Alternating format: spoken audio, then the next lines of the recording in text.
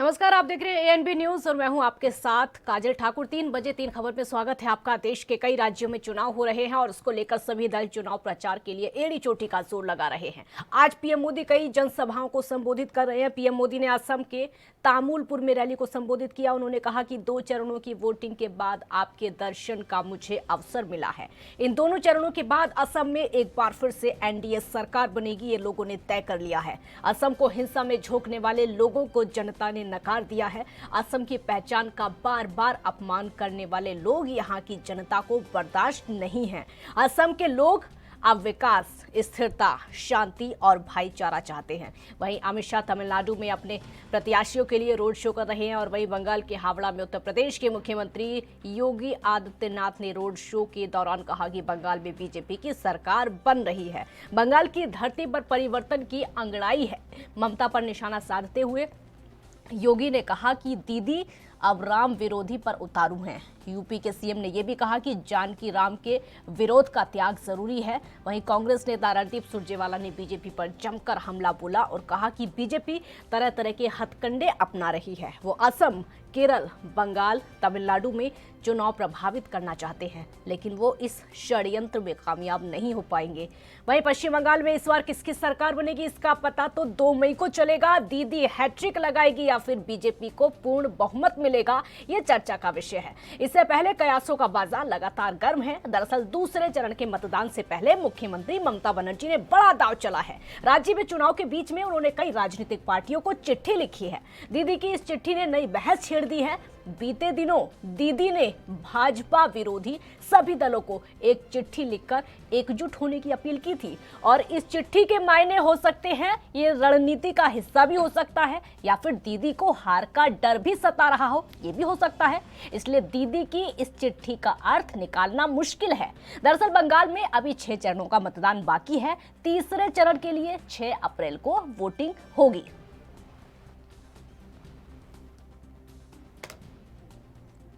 चुनाव अभी चल रहा है। मैंने सुना कल कुछ लोगों ने घोषणा कर दी है। उसमें 2 बातें हैं। एक तो उसमें उन्होंने मान लिया है कि ये चुनाव वो हार चुके हैं और अगली सरकार कैसी बनेगी, वो सरकार वालों ने क्या पहना होगा, उस सरकार वालों ने क्या दिखते होंगे, इसका वर्णन किया है। भाइयों बहनों, इससे बड़ा असम का कोई अपमान नहीं हो सकता है। इससे बड़ा असम की संस्कृति का कोई अपमान नहीं हो सकता है। अभी से 5 साल के बाद असम को कब्जा करने की व्यूहरचना, सपने, ये चौंकाने वाली बातें हैं। मेरे भाइयों बहनों, मेरा आपसे आग्रह है, आपको भारी संख्या में निकलकर मतदान करना है। एनडीए के लिए मतदान। माइंड गेम्स खेल रहे हैं यहां पर। उस माइंड गेम को और भी मजबूत बनाया जाए और जितना झूठ बोल सकते हैं, झूठ की मात्रा को बढ़ाया जाए। और उसी के अंतर्गत आपने देखा होगा कि 3-4 दिनों से जो एक अफवाह भारतीय जनता पार्टी की तरफ से उड़ाया जा रहा था कि ममता बनर्जी कहीं अन्यत्र से चुनाव लड़ेंगे, ऐसा उनके द्वारा कहा जा रहा था। तो उसी के अंतर्गत तो जो कल रात को मीटिंग हुई जिसमें जो फैसला हुआ, उसके अंतर्गत पार्टी के अध्यक्ष नड्डा जी ने एक बार न केवल इस झूठ को दोहराया, सारे कॉन्ट्रडिक्शन के बावजूद कि ममता जी दोबारा चुनाव लड़ेंगे, बल्कि झूठ में एक और नया मोड़ ये दिया कि उनको ममता जी के निकट सोर्सेस से पता चला है कि वो अन्यत्र किसी और कॉन्स्टिट्यूएंसी से चुनाव का नामांकन दाखिल कर सकती हैं। जो खबर है, कल रात पे एक बातचीत हुआ, मोदी जी, अमित शाह और जेपी नड्डा, वो बंगाल का जो परिस्थिति है ना, वो रिव्यू किया और उनको पता है जो बंगाल बीजेपी हार रहा है। सुन लीजिए, ये तृणमूल को बीजेपी से 3% ज्यादा वोट मिला था लोकसभा में, अब टूरिस्ट गैंग, जो हम लोग बोलते हैं टूरिस्ट गैंग, के बड़ी बड़ी बातों बावजूद तृणमूल ने 2021 में उस नंबर को काफी बढ़ा दिया है, 3 से 6% हो गया। इसलिए शाह मोदी जी अब ये माइंड गेम्स शुरू किया, कुछ होने वाला नहीं है, खेला शुरू हो गया। तृणमूली यहां भारी बहुमत से जीतेंगे।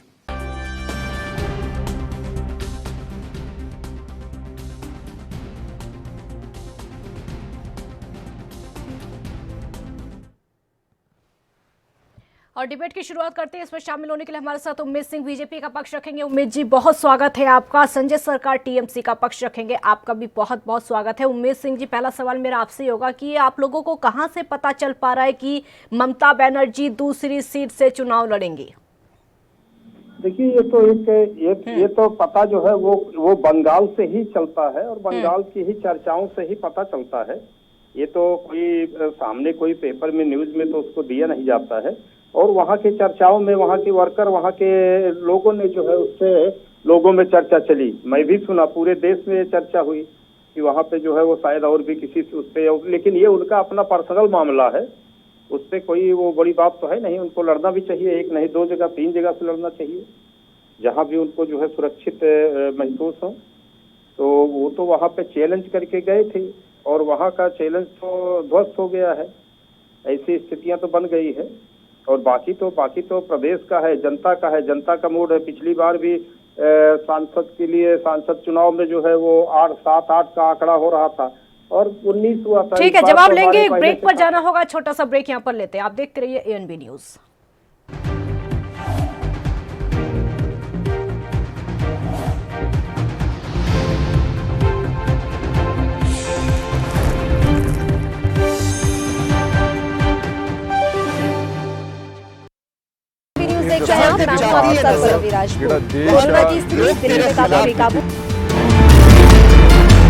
खबरनामा, खबर से असर तक, शाम 5 बजे सिर्फ एएनबी न्यूज पर। ਸ਼ਹੀਦ ਫੌਜੀਆਂ ਦੀ ਸ਼ਹਾਦਤ ਦਾ ਸਨਮਾਨ ਕਰਦੇ ਹੋਏ ਉਹਨਾਂ ਦੇ ਪਰਿਵਾਰਾਂ ਨੂੰ ਦਿੱਤੀ ਜਾਣ ਵਾਲੀ ਵਿੱਤੀ ਸਹਾਇਤਾ 50 ਲੱਖ ਕੀਤੀ। ਪਰਿਵਾਰ ਚੋਂ ਕਿਸੇ ਇੱਕ ਮੈਂਬਰ ਨੂੰ ਸਰਕਾਰੀ ਨੌਕਰੀ, ਸਰਕਾਰੀ ਸਕੂਲਾਂ ਦਾ ਨਾਮ ਸ਼ਹੀਦ ਫੌਜੀਆਂ ਦੇ ਨਾਂ ਤੇ ਰੱਖਿਆ। 4 ਵਰਿਆਂ ਤੋਂ ਸ਼ਹੀਦ ਫੌਜੀਆਂ ਦੇ ਪਰਿਵਾਰਾਂ ਦਾ ਖਿਆਲ ਰੱਖ ਰਹੀ ਪੰਜਾਬ ਸਰਕਾਰ।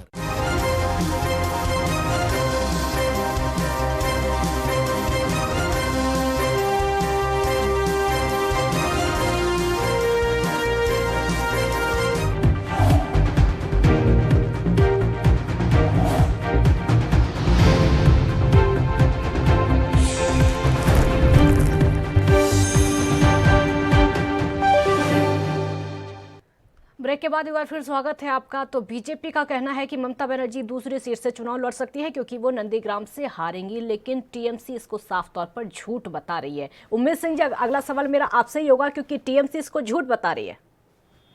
नहीं, ठीक है, अच्छी बात है। हाँ। तो वो उनका काम है, वो बता रहे हैं। इनको खबर मिली, इन्होंने जो है हम लोग उसको बताए कि वो यहाँ से लड़ना चाह रही है दूसरी सीटों से। तो वो तो जनता का, देखिए, फैसला जो कुछ होता है वो जनता को करना है। जनता जो है वो पूरी तरह से शुरू से ही बंगाल में पूरा मन बना लिया है, पूरी बंगाल की जनता ने। ठीक है, आपका जवाब लूंगी। संजय सरकार से आपका जवाब लूंगी। संजय सरकार जी, बोलिए। अब वो साफ तौर पर कह रहे हैं कि आपकी पार्टी के कुछ लोग हैं जो कि उनको जाकर बताते हैं, और ये जेपी नड्डा खुद कह रहे हैं कि आपकी पार्टी के लोग उनको बता रहे हैं, आपके घर के लोग उनको बता रहे हैं कि ममता बनर्जी दूसरी सीट से चुनाव लड़ सकती है। देखिए, हाँ, भारतीय जनता पार्टी एक झूठ के बुनियाद पे खड़े हुए हैं। जिस देश का प्रधानमंत्री चीटिंग करते हैं, उस देश उसके बारे में क्या बोलेंगे? देखिए, नरेंद्र मोदी 1978 में उसने एमए पास किया था। मेरे देश में कंप्यूटर चालू है 1990 में, और 95 में इसको एक्टिव हुआ पूरा देश में। और नरेंद्र मोदी जी को जो रिजल्ट निकल के आया था एमए का, वो उसमें मैनुअल में होता है, वो कंप्यूटराइज निकाल के दिए।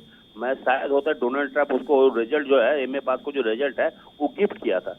एक झूठ के बुनियाद में खड़ा रहने वाला पार्टी से क्या बोलने वाला है? भारतीय जनता पार्टी का हर कदम मालूम है कि 294 सीट में ऑलरेडी नॉमिनेशन हो चुके हैं, तो दोबारा कहां से खड़ा हो जाएंगे बताइए ना। भारतीय जनता पार्टी जो कह रहे हैं ना, आपको हकीकत बताता, भारतीय जनता पार्टी को पहले मतलब ये केंद्रीय नेता लोग को मालूम नहीं था। शुभेंदु अधिकारी नंदीग्राम में 123 बूथ में एजेंट दे नहीं पाए, 123 बूथ में एजेंट, पोलिंग एजेंट दे नहीं पाए।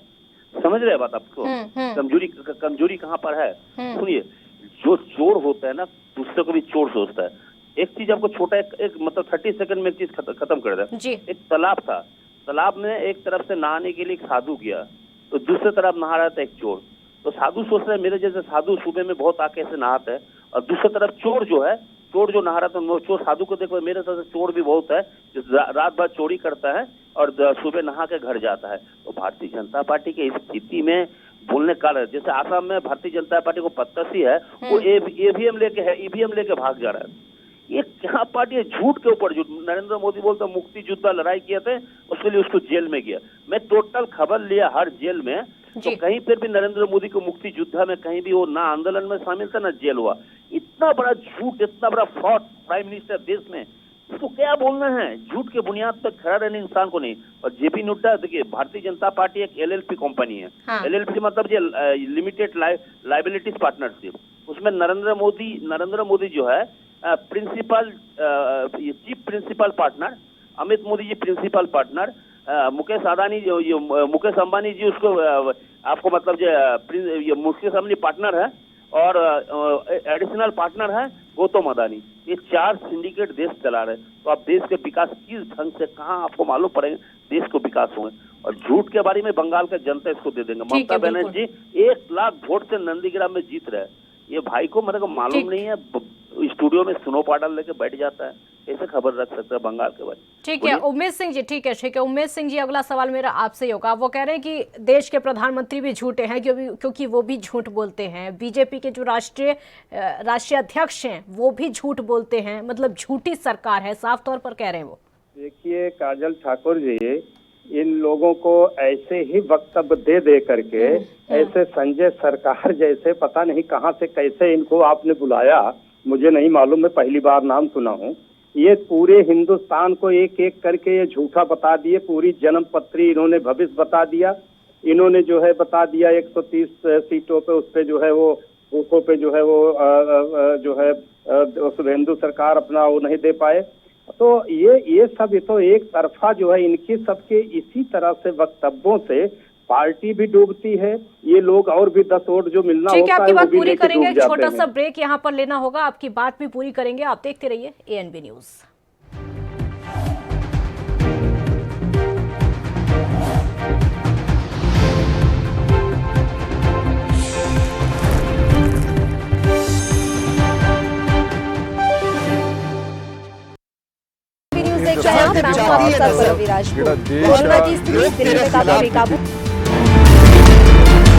खबरनामा, खबर से असर तक, शाम 5 बजे सिर्फ एएनबी न्यूज पर। क्या आप दुबले पतले कमजोर हैं? आपकी सेहत नहीं बनती, भूख कम लगती है, वजन नहीं बढ़ता? दरअसल मेन बात खाना पीना खाना नहीं है, मेन बात है खाया पिया लगना। और अगर खाया पिया लगेगा ही नहीं तो सेहत बनेगी कैसे? इसलिए हमारी संस्था सन्यासी आयुर्वेदा ने एक ऐसी दवा बनाई है जो कि आपके पाचन तंत्र को, आपके लीवर सिस्टम को ठीक करने का काम करती है, ताकि आप जो भी खाएं उसका पूरे का पूरा निचोड़ आपके शरीर को लगे, आपकी भूख बढ़े, खाया पिया सही से लगे, नया खून बने, हड्डियों में जान आए, वजन बढ़े, ताकत बढ़े, चेहरे पर नूर आए और आप मोटे तगड़े खूबसूरत पर्सनैलिटी के मालिक बन जाएं। यह दवा पूरी तरह से आयुर्वेदिक होती है। इसका शरीर पर कोई भी साइड इफेक्ट, कोई भी नुकसान या दुष्प्रभाव नहीं होता। लड़के लड़कियां दोनों इसका इस्तेमाल कर सकते हैं और पहले 15 दिन के अंदर ही आपको इसका असर महसूस हो जाएगा। सिर्फ 650 रुपए की पूरे 1 महीने की दवा होती है और आप इसे घर बैठे 01145454545 पर फोन करके दवा मंगवा सकते हैं।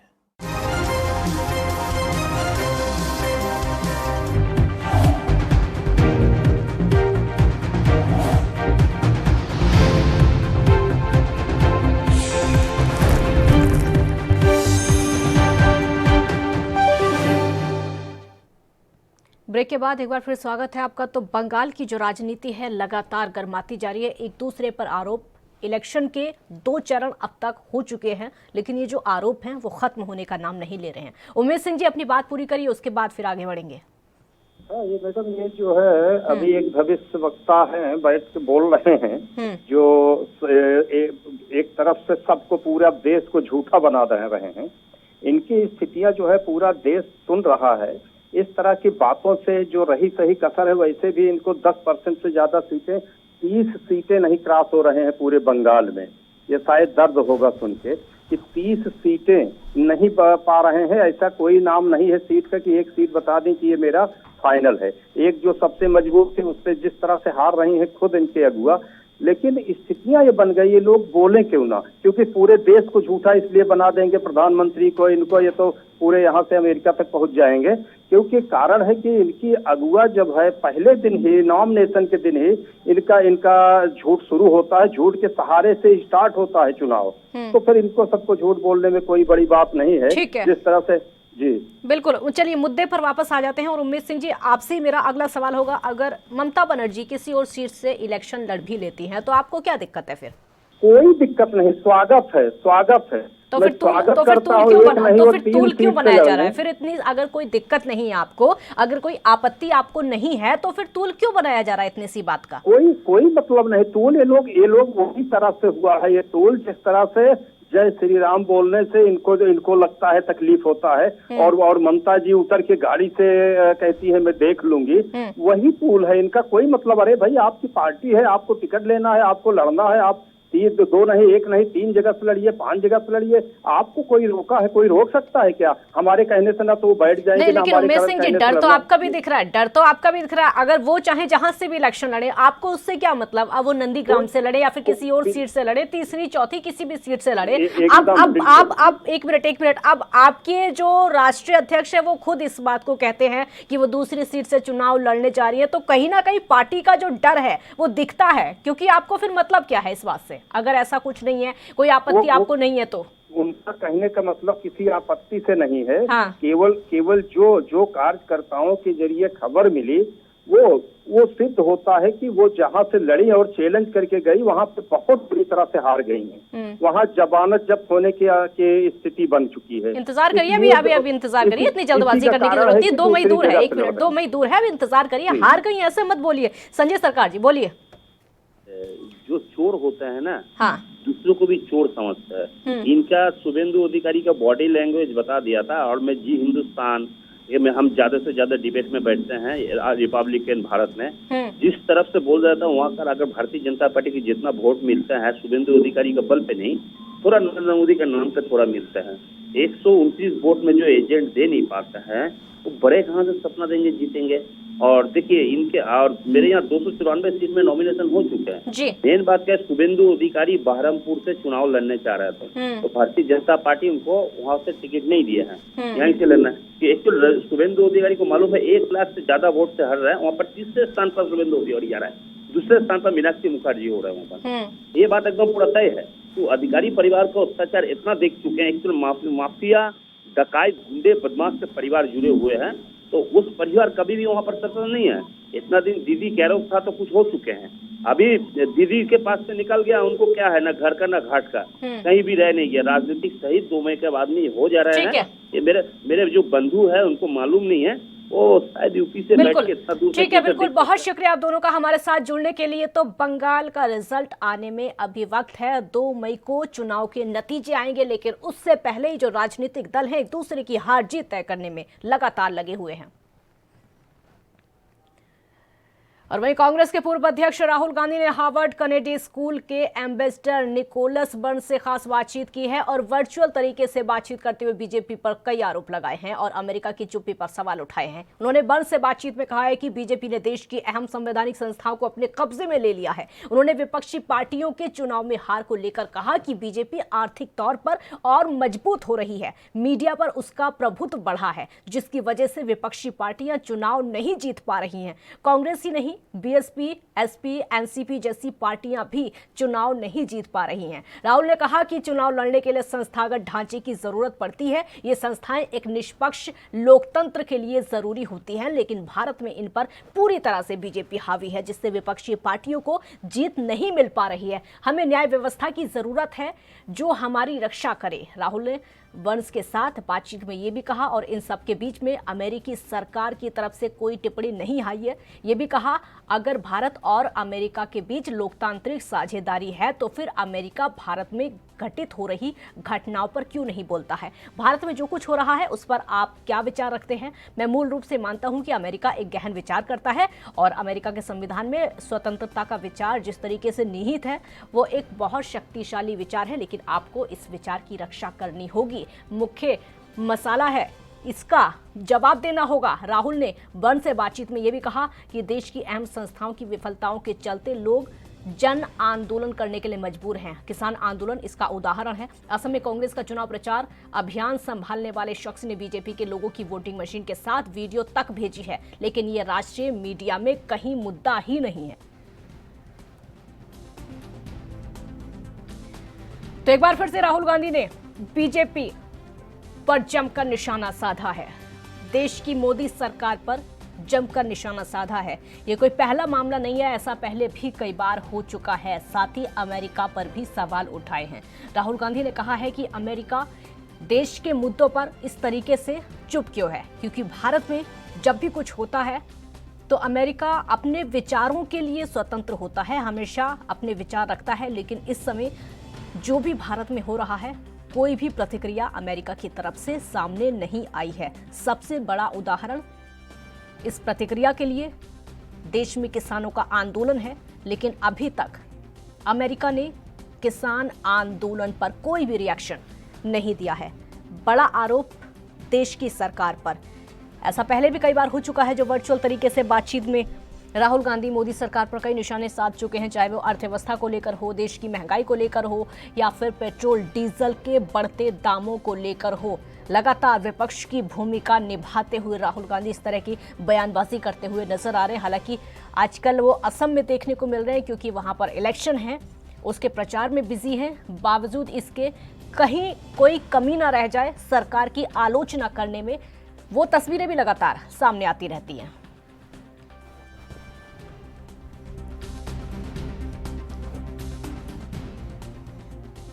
तो कांग्रेस के पूर्व अध्यक्ष राहुल गांधी ने हार्वर्ड कैनेडी स्कूल के एम्बेसडर निकोलस वर्न्स के साथ वर्चुअल तरीके से बातचीत में बीजेपी को आड़े हाथों लिया, जमकर कई आरोप भी लगाए और अमेरिका की चुप्पी पर कई सवाल भी उठाए हैं। उन्होंने वर्न्स से बातचीत में कहा कि बीजेपी ने देश की अहम संवैधानिक संस्थाओं को अपने कब्जे में ले लिया है। उन्होंने विपक्षी पार्टियों के चुनाव में हार को लेकर कहा कि बीजेपी आर्थिक तौर पर और मजबूत हुई है, मीडिया पर उसका प्रभुत्व बढ़ा है, जिसकी वजह से विपक्षी पार्टियां चुनाव नहीं जीत पा रही हैं। कांग्रेस ही नहीं, बीएसपी, एसपी, एनसीपी जैसी पार्टियां भी चुनाव नहीं जीत पा रही हैं। राहुल ने कहा कि चुनाव लड़ने के लिए संस्थागत ढांचे की जरूरत पड़ती है। ये संस्थाएं एक निष्पक्ष लोकतंत्र के लिए जरूरी होती हैं, लेकिन भारत में इन पर पूरी तरीके से बीजेपी का प्रभुत्व है। बीजेपी पूरी तरीके से इन पर हावी हो चुकी है, जिसकी वजह से विपक्षी पार्टियों को जीत नहीं मिल पा रही है। हमें न्याय व्यवस्था की जरूरत होती है जो हमारी रक्षा करे, लेकिन ऐसा देश में नहीं हो पा रहा है। अगर भारत और अमेरिका के बीच में लोकतांत्रिक साझेदारी है तो फिर अमेरिका भारत में घटित हो रही घटनाओं पर क्यों नहीं बोलता? भारत में जो कुछ हो रहा है उस पर आप क्या विचार रखते हैं?